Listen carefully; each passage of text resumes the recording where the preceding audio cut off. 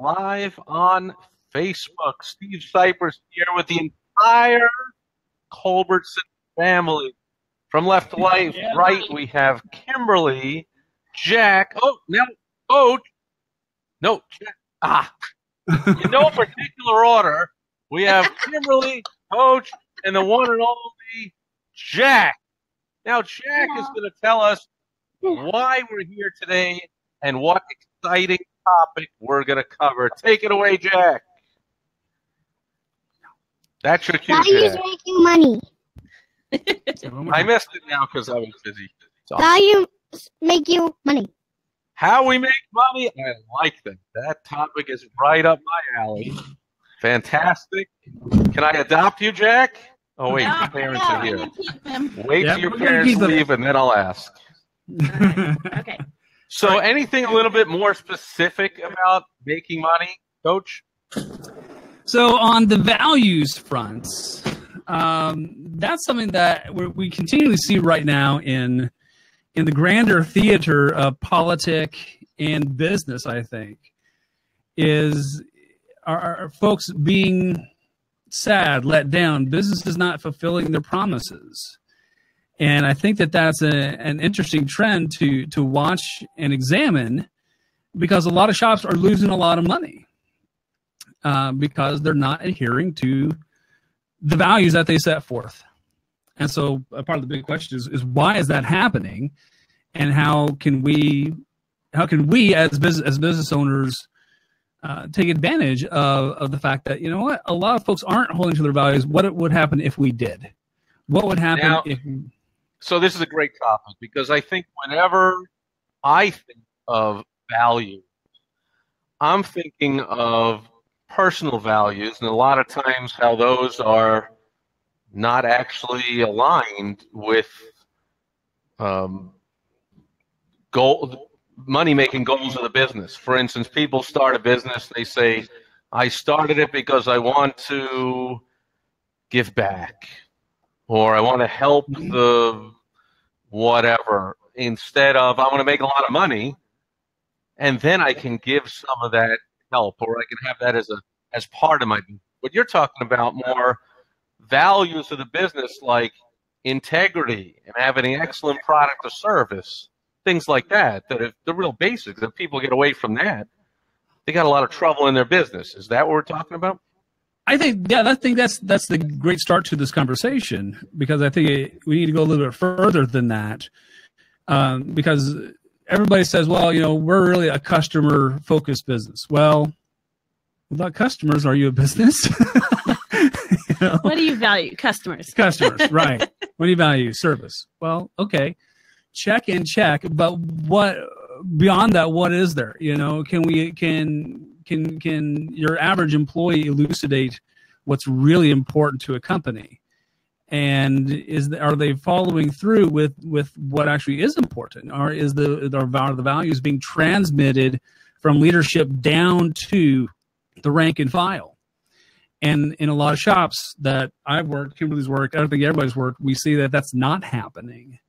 Well, and this makes sense, especially the larger the business grows, the more employees, the more customers you have, the more things you do in the business, the more this can get watered down or lost, right? Yeah. Unless if you have, you know, hundreds and hundreds of employees, unless you really do the right things and are really proactive about it, the newest employee is coming in not at all being aligned with what the founder thinks is the main driving purpose of the company. Is that what we're talking about? Yes, absolutely. I think usually the kind of work around mission and vision and values happens kind of behind closed doors in some corporate retreat, and then it gets framed and put on a wall, or it gets put in a binder, and everybody's proud of it. It's like, you know, etched on some plaque, but then it doesn't actually touch the activity of the company. And so when people are thinking about what do you do for your job, they're thinking of tasks, and those tasks aren't attached to the values that the company holds. And so your company might be about authenticity and integrity and maybe leaving a mark of beauty in the world, or creating a particular kind of product or a new way for people to experience their life, whatever your company might be. But then when it translates down to the lower levels of your company, you might have that in your head. But would someone be able to explain that to someone in terms of, what is your company about? Who are you as a company? Do they even I got know? it. So can I throw out a real life example that I run into all the time?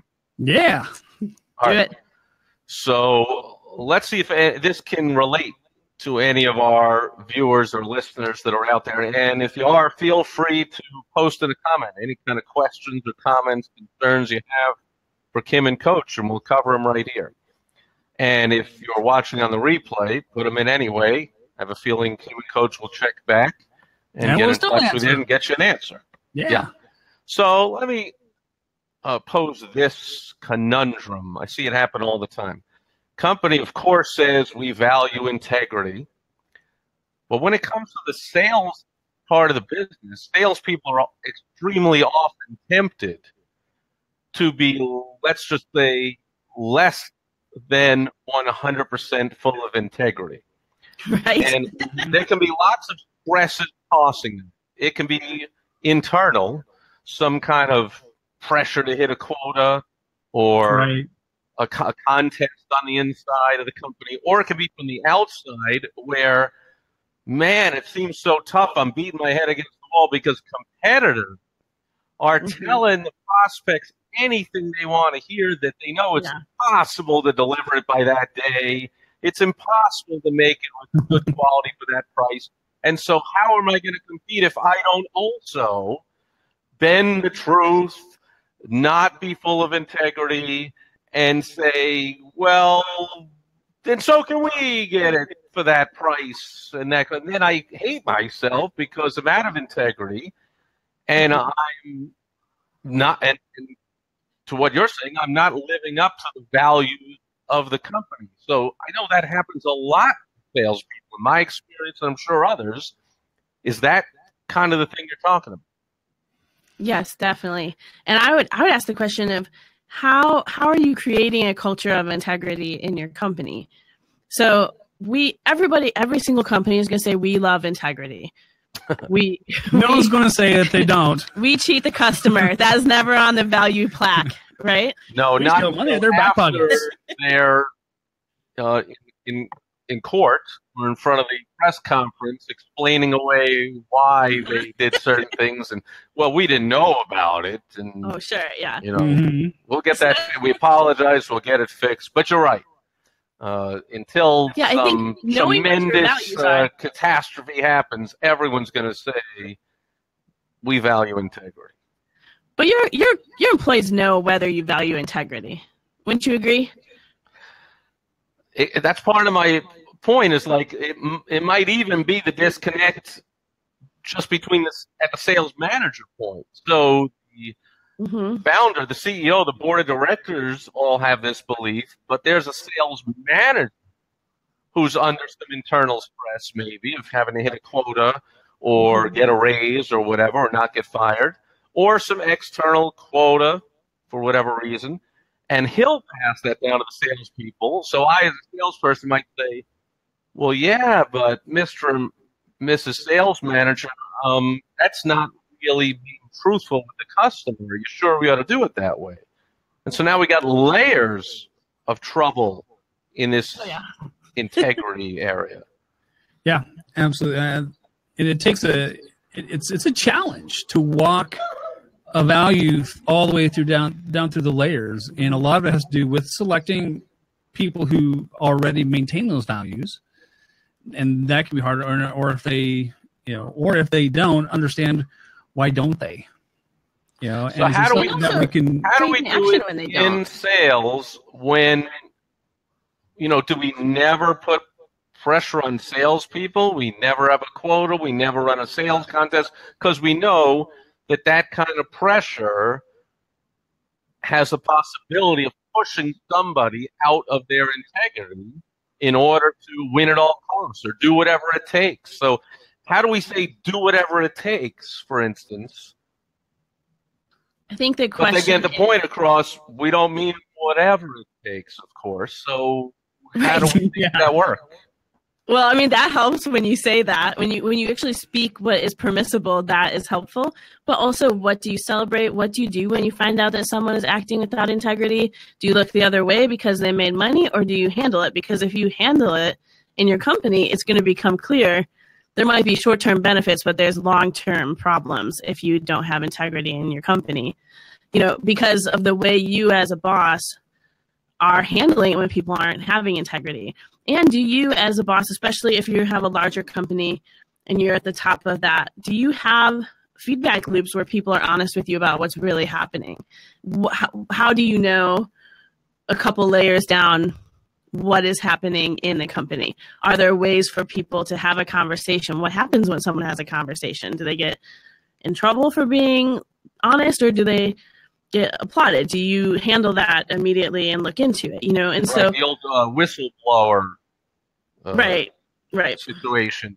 Do you pounce on the whistleblower, or do you celebrate, welcome at least whistleblowers? So I like that. It makes sense. So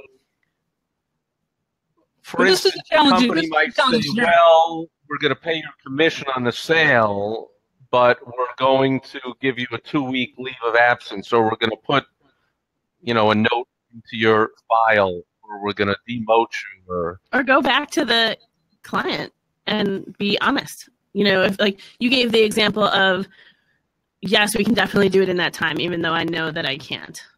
So you could, like, if that's the piece of integrity that is missing, then sometimes that person needs to walk back to the client and say, this is what's actually true. As I've really looked at this, I need to be honest and say, I think it's going to take more time. We'd like to make you this deal. That comes out of that person's commission, or it just comes out of the pocket of from that sale. But actually addressing a problem is always going to be better for your culture than ignoring a problem for the short term. I like that, hitting it up front. So I've been involved in all kinds of businesses, as you know, and some have lots of regulations about integrity, like anything legal industry, financial industry. There's all kinds of compliance. And, hey, we just can't say that stuff, or we can. And they'll report call, and they'll have trainings on compliance, integrity. But there's got to be many, many, many more businesses that don't have it. So it's really up to, like you say, up to the fish from the head, right? It's up to the very top of the company to portray these values of the company, and then in an ongoing way to make sure as much as they can they're being adhered to. And that's what you help companies do? Yeah, that's been our focus, is to help companies establish what those values are, and then start teaching them ways to talk about those values in a way that doesn't sound fluffy or pansy or insert name of your favorite, adjective here, is, the fact matters, because they're not. I just say empty. Like Kim said, everyone says we value integrity, so that just sounds empty. Like, you got to tell me a lot more than that. Right. Specific values make a big difference, because all of a sudden you start to put skin on the values. You start to put flesh on them. They start to look like something real versus there's a story behind the values. So give me an example. Instead of saying in our mission statement up on the wall when you come into the office and it says we value integrity, what's something we could say that would be a lot better? I think, go ahead. I was going to say that we could, one of the values is that we always speak truth. Because integrity, I'm not sure that's a three-clap word. A lot of people are like, I don't understand what integrity means. But it sounds good. It sounds funny. It sounds fine. It sounds cute. But well, I'm thinking I speak truth. I have a client who's a plumber, and he'll say,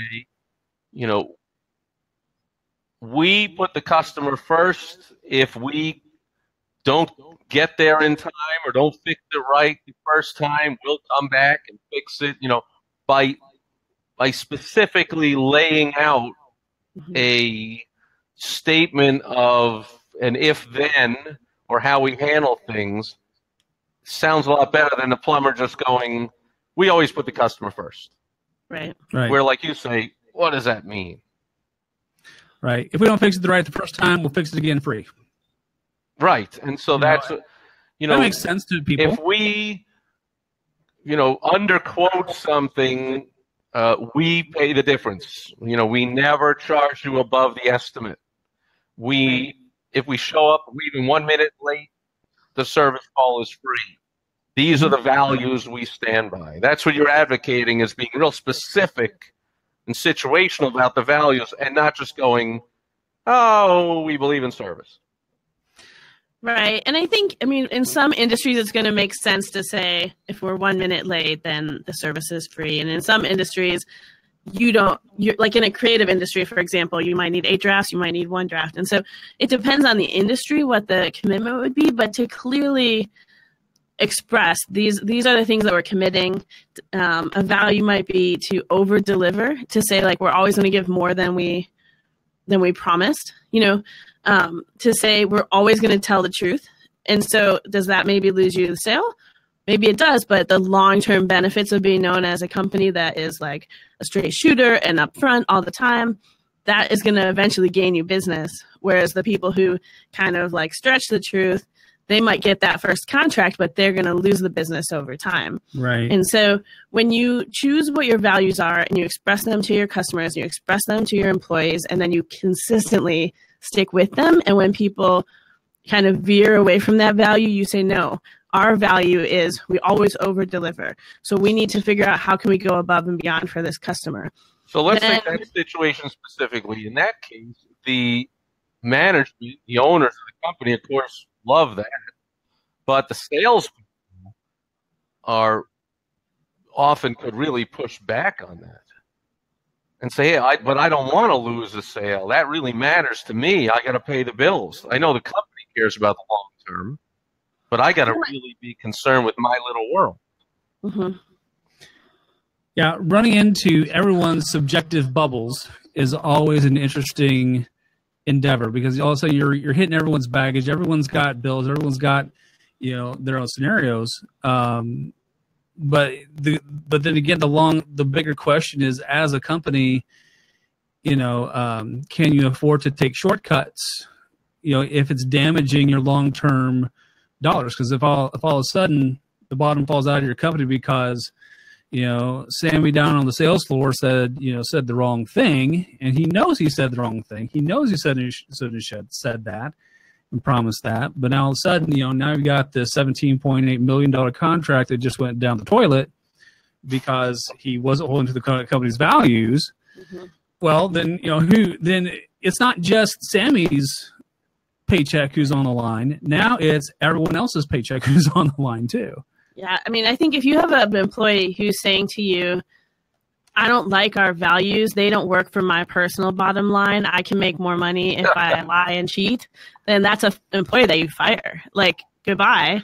Because they're a person who's going to hurt your company. Also, they're a person who's gonna not be trustworthy to your company either. Like, where are they? Where are they shaving and cutting corners in how they're doing their job? He's pretty much asking to be fired or saying he's leaving anyway.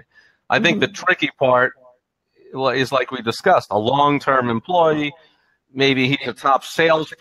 He's making a lot of money for the company, and yet you find out that he's over-promising a little or having a little less than integrity, which in the long term can hurt the company, but in the short term he's doing great.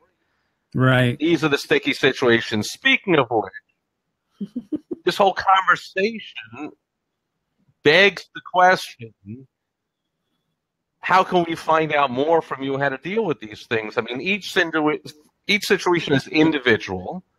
It calls for a lot of thought and a lot of consideration, and that's why there are experts like you that help companies through these situations. And so for me to just throw out in general this, of course, you don't have a cut and dry, this is always what to do. Right. Well, it depends on who's the manager, depends on that employee, depends on the client, depends on what's going on. Let's talk about it, and let's set something up so this doesn't happen or happen nearly as much in the future, so everyone can be happy, so everyone can know when they come on board what to expect. This is all the kind of stuff you help companies do, is it not? Yes, absolutely. Sure. Yeah. So I know right now you're having a launch. which is totally exciting. On. That's why I wanted to have you on here. So could you please, because I know I got to let you go, but can you please let people know how to find out more, to get in touch with you, to find out about your launch, to get your help? Yeah, well, you can bounce over to facebook.com/Creation Curve. Folks can interact with us directly over there. They can also bounce over to creationcurve.com/compass, and they can download a fancy schmancy values compass. Yes, I got a whole tool. Kimosabi. There was a method to your madness. There was. Well, if I would have downloaded that first, I probably wouldn't have asked whatever stupid questions I asked. Based on the left quadrant and this thing up on the right and whatever, what do you A and B? Okay, I got it. So I'm late to the party here.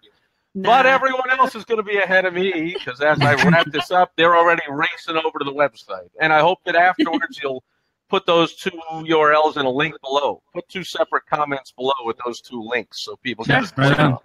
Yeah. And the third way. Tell people why they should also, in case they don't watch the whole video. So I know I got to let you go, but how about can you leave the audience with one last bit of advice, wisdom, coming down from Coach and Kimberly Mountain Incorporated?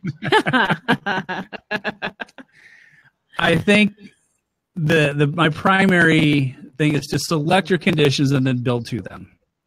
That's been kind of my big mantra since we started this. I missed that. What was that? Is to select your conditions and then build to them. So you want to select the values and the vision that you want to achieve, and then you build to that vision. You build to those values. And so if you want to build a company that is forthright, a company that will last, a company that stands the test of time, then selecting values that, like always telling the truth, like over-delivering. Those are the kind of values that you want to select. And then you have to start building processes around those. And also selecting the right people that are willing to embody those, even if they may not necessarily get them to begin with. Can those values be transmitted? And how do you transmit them? Of course, that's where folks like us step into. I would hope so, because man, that sounds like a lot of work. I would much rather just It is a lot of work. Turn on the phone, throw up an ad, and say, let's get into business, and whatever happens, happens. And Steve, heck with down the road. That's just so much easier. No, it's not. It's easier when you start. But failure is always easier than success. That is you know what is harder than doing the work up front is cleaning up when everything blows up because you didn't do the work up front. And so you're going to do the work on one side or the other. And so we are just really about the agency to select the conditions that we're working under. So to use your example, you said, salespeople say, well, everybody else isn't having integrity, so I will lose the sale. So I don't have a choice. Well, you have a lot more choice than a lot of people have been kind of raised to believe, like, oh, everything else is working against me. Well, there are things that we have choice about, and we can say, we're going to stick to this value all the way down the road, and eventually that is going to pay off in the long term because we're going to become known as a company who really does have integrity, for example. And so that work that you're doing, that like slower road that you're taking, that is the work that's going to save you work later. It's going to be much easier later. Yeah. It prevents a lot of blowing up. Yeah, it prevents a lot of lawyers, guns, and money. Oh yeah. Yeah, well, I would love to prevent the lawyers and the gun, but track the money.